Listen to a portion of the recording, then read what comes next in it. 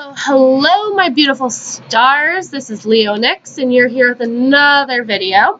So today I am doing an unboxing of the 16-pack Crayola Signature Blending Markers, which I picked up at Target for $19.99. So when I saw this pack, I was pretty excited because alcohol-based markers can be pretty expensive. So I thought this would be a nice starter pack. I've never used alcohol-based markers before, so I thought this would be a fun chance to get to test them out, see if it's something I want to invest in the future. So as you notice, unwrapping it and everything, the container that they come in is this nice tin container that I am in love with. It has this beautiful tree scenery on it, and it's very nice. Opening up the container, we have these plastic trays that hold each and every marker. So that is very nice, and it's two-tiered. So the colors that it does come with are red, orange, yellow, canary, green, sea green, blue, cornflower, purple, violet, and then lavender, bubblegum, peach, slate, gray, black, and the two colorless blenders. So I was mostly excited for the bubblegum because pink's my favorite color, but it does not come with any neutrals or skin tones, which kind of stinks. No browns, anything of that such. And here I am talking about the fact that the markers themselves are pretty short, but they do fit in the hand rather nicely. They also do have a brush tip. They do not have any other nib that comes with them.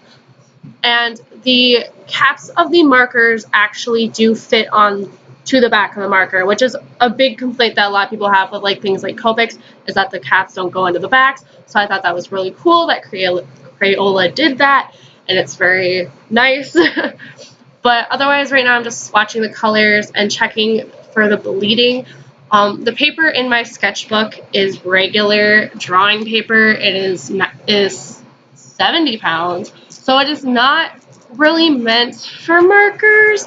So I bet having a more marker-based paper, you wouldn't have quite so much bleeding and whatnot. But the colors are really nice and flat. They are not streaky. They are very juicy, and I was very much so in love with each and every one of the colors that I was presented with. At first the peach looks very neon orange, and I wasn't too happy with that, but it does calm down to an almost skin tone. The bubblegum pink, when you first laid that down, it looks pretty orangey, and I wasn't too happy about that either. I like a nice pink, but it does go into a more pink color.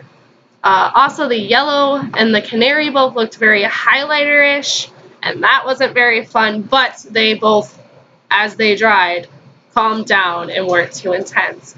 Now, blending with these colors was amazing. I've never blended markers together, so that was so much fun to be able to test out and kind of see and everything. So it did create a lot of bleeding, though, and this is really just me trying to figure out what these colorless blenders are for, because I've watched other marker tutorials and such, and I don't know, just kind of messing around with things and trying to see how everything works and what's not. So, and then also seeing how fast they dry. That's one of my biggest pet peeves, is when I'm using markers or pens or ink of any kind, and I put it on the paper and I touch it and it transfers onto my hand, and I can or it smears and everything. I'm a very heavy-handed person, so when I draw, I tend to go over areas I've already gone over, and so I don't want to transfer that color or pick it up by accident or get it all over me. So that's a really big pet peeve that I have. So these do not do that, which is so nice. But here I am just drawing up a quick sketch to actually get to apply these markers to a piece of artwork. I am sorry for the camera angle. I do not have a good camera set up as of right now, which really sucks, but I'm working on it. So there will be pictures of the finished piece on my art Instagram, and you can check that out. NYX Leo. So that will be linked in the bio down below. So you can go check out other artsy things that I am currently working on. YouTube is not my main platform for my art, but in fact, my Instagram is, so definitely go give that a look-see. I will also be putting my Patreon down in the bio below if you are interested in becoming a patron. So that's a lot of fun. We have a lot of fun over there, so you should come join our little community.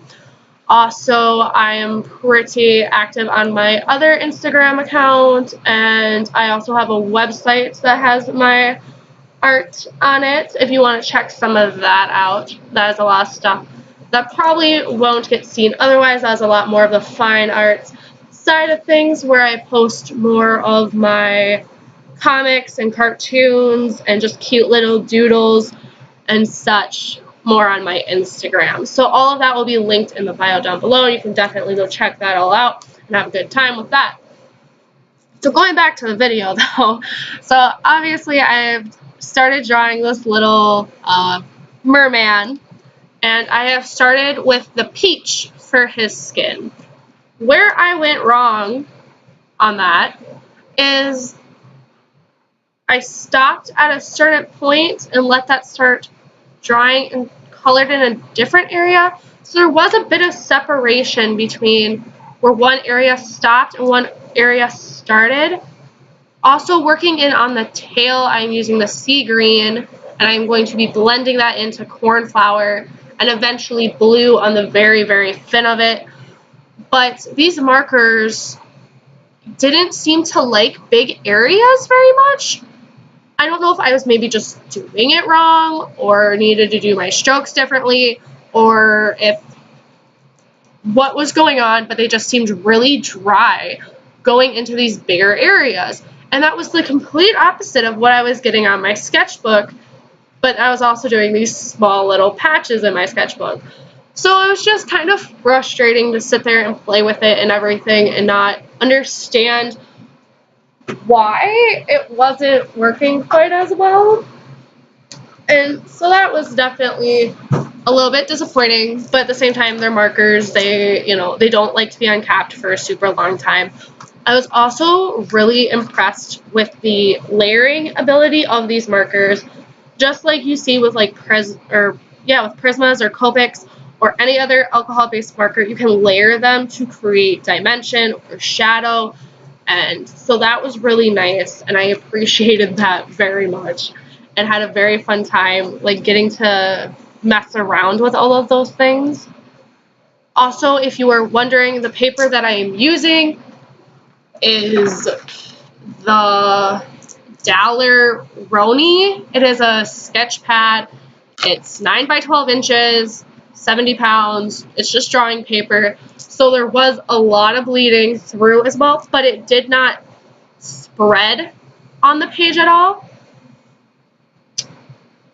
So that was really cool. But back to the video, what was going on right there was I was trying to use the colorless blender to blend out that area I was talking about earlier where it had stopped, and like where I'd stopped, moved on to another patch and let it dry. And I used the colorless blender to kind of blend that out a little bit. And that was my mistake because it just picked up the orange. And you can kind of see it on his right bicep where there's just like this little patch of yellow, and that's where I picked up the color with the colorless blender. So applying what I had learned, I tried to do that same effect onto the scales on his tail, which is what you see me doing here. And I don't know if I just didn't go over it enough or what happened, but it would not do that with the sea green. And it was just getting really frustrating. So I just quit, left it alone, moved on, worked on some other stuff. So yeah, and then here's me adding the blue into the fin, like I said I was going to do. I also added bubblegum pink onto his face a little bit for some blush and his lip color a little bit better. Also, if you are curious, the pens that I used for my line art are the Prismacolor Premier assorted markers, and it comes with a 05, a 005, a brush, and a chisel marker. And these are honestly so great. They're like my favorite right now. They are amazing. I typically use the brush tip, and I realized at like the end of this that I didn't, and I was so mad. I used the 0.5 and I used the 005 for like the fine details. I also used lavender and purple for his hair, as well as doing some more accents into his skin with the orange. I darkened some of those shadows. I also went through and added a little block of color just to kind of tie everything together. So, yeah, there's the finished piece. Overall, this video took me over an hour to actually like test everything, draw everything up, film everything, and so on. But you didn't want to just see my hand in front of the camera for a good hour. So there it is, and like I said, there is bleeding. But yeah, so you can check out the final piece on my Instagram. Again, Nyx Leo, link down below. So I hope you guys have a great night, and I hope to see you guys again soon. See ya!